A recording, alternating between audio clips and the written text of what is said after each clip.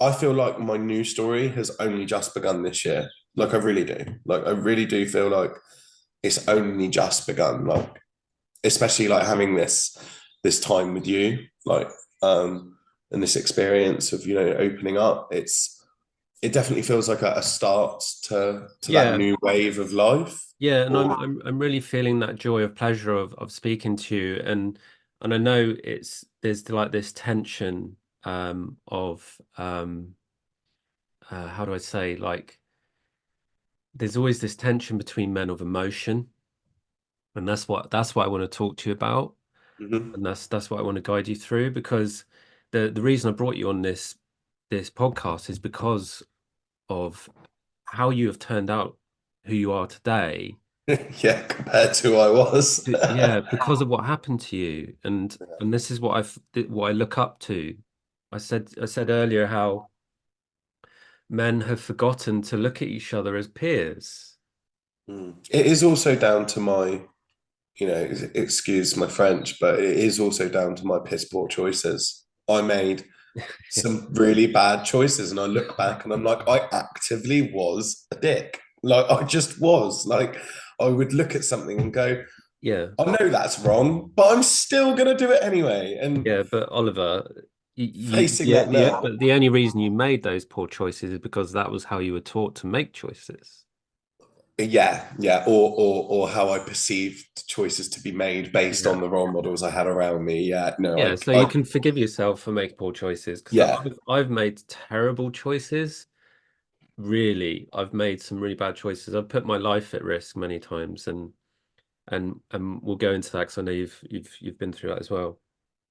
But I think um, what what is difficult for men in general is to be able to hold and maintain that emotional freedom without force of judgment and shame on the yeah, self, right?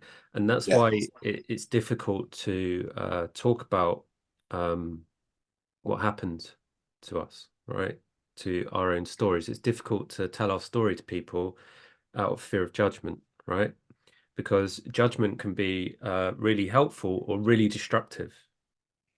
Because and a judgment comes from narcissistic behavior, because a judgment, believe it or not, Oliver, is when someone like you, what you're doing now, coming on my podcast, telling your story, people see that as really fucking brave, right? Because it is. And you are Yeah. shining your light. And you're coming on here, you're talking about your emotions and what you've been through.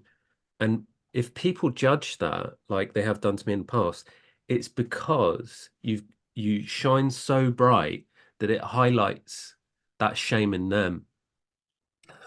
And do you know what? That really resonates with me because I always used to like, my dad's 70 this year, so I grew up with that real old school mentality of boys don't cry. And I mean, if I cried, locked in my room, I'd get a slap, I'd get a leather belt, I'd get a slipper. And I don't think a lot of young men nowadays really understand what that does to someone. No, they And don't. No. and they didn't experience it like that. They didn't. Look, they say they do, but they didn't. Like, you know, and I don't blame my father for it because he was raised that way. It's been normalized behavior, and it's now my turn to change that cycle. Yeah. And I disliked him for such a long time over how he did things and why. But then when I gave back to compassion, when I gave more compassion to him, which was the hardest thing to do, even when I really disliked him, I understood why. And understanding why doesn't make it okay, it doesn't make the behavior okay, but it allows me to still love him, to have him in my life.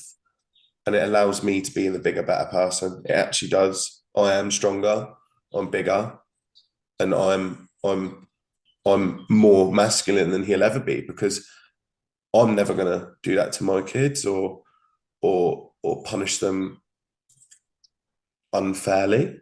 Yeah.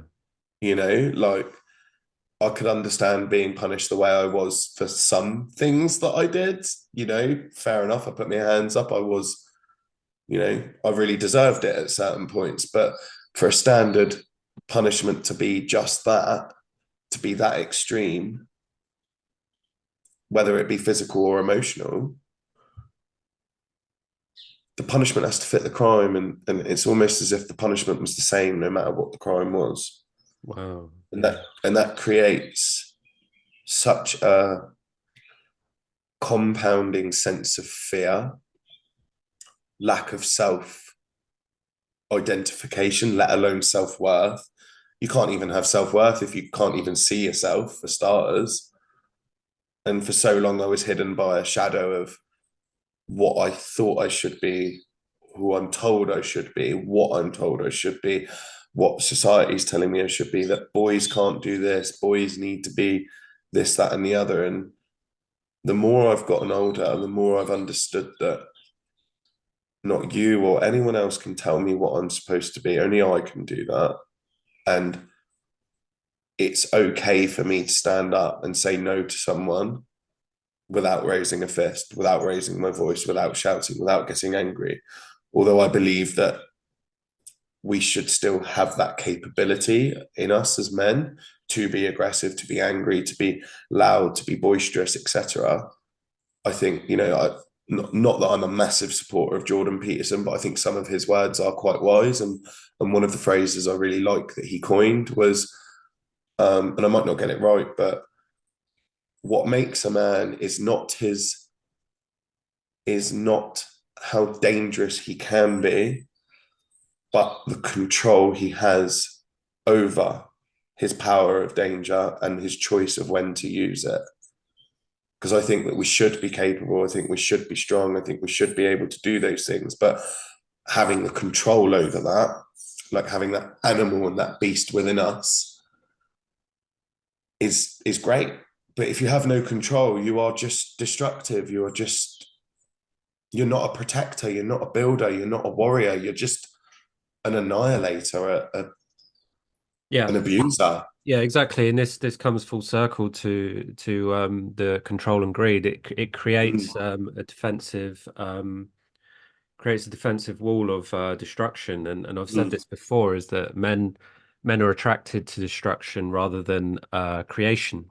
Yes. This is all goes full circle to man and women, man versus women again. And it's so complex. It takes a long time to open and discuss. So I'm not going to go into that right No, now, no, yeah. but but